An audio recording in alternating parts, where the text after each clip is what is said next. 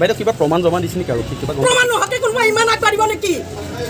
মানে কি ক'ব গোটেই বিষয়টো আপোনাৰ লৰাই গোটেইখিনি মাত মাতিছে লৰাই কোনো গভৰ্ণমেণ্টৰ এগেইনষ্টে যোৱা নাছিলে যে গভৰ্ণমেণ্টৰ আলাম লৈ যিখিনি মানুহে মানে মধ্যভোগী শ্ৰেণীৰ মানুহে যিটো সুবিধা লৈছিলে সেইটোৰ এগেইনষ্টে মাত মাতিব গৈছিলে আৰু আপোনালোক মিডিয়াবিলাকে নি কলৈকে লৈ গৈছে।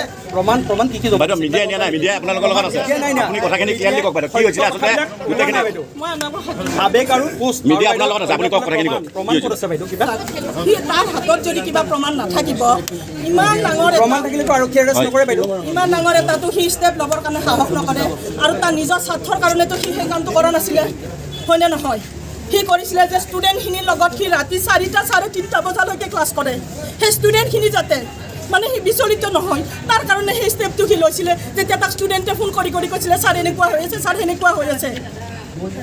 আৰু প্ৰথম বাইকটো আপোনালোকে চবে বাৰে বাৰে ৰিপিট কৰক না, সি গভৰ্ণমেণ্টক টানিছে নে কি মানে ষ্টুডেণ্ট মিডিয়া মানে মধ্যভোগীখিনিৰ কথা কৈছে?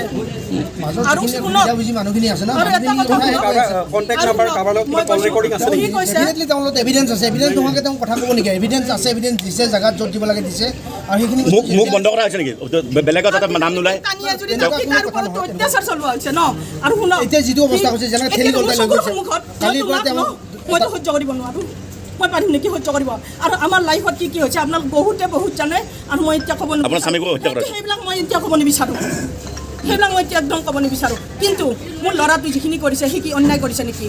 আৰু মুখ্যমন্ত্ৰী মহোদয়ক সি মানে চেলুট কৰে, 100 বাৰ চেলুট কৰে যে ইণ্টাৰনেট কৰ্তন কৰি দুটাকে এক্সাম যেতিয়া পাতিছে সেইকাৰণে ইমান নিয়াৰিকৈ পাতা এক্সামটোত যেতিয়া গভৰ্ণমেণ্টৰ থাৰ্ড পাৰ্টি এই কামটো কৰে তেতিয়াহ'লে সেই বস্তুটো আপোনালোকে ভাবক, সেই বস্তুটোৰ ওপৰতে সি মাত মাতিছিলে। সি কোনো গভৰ্ণমেণ্টৰ এগেইনষ্টত যোৱা নাই।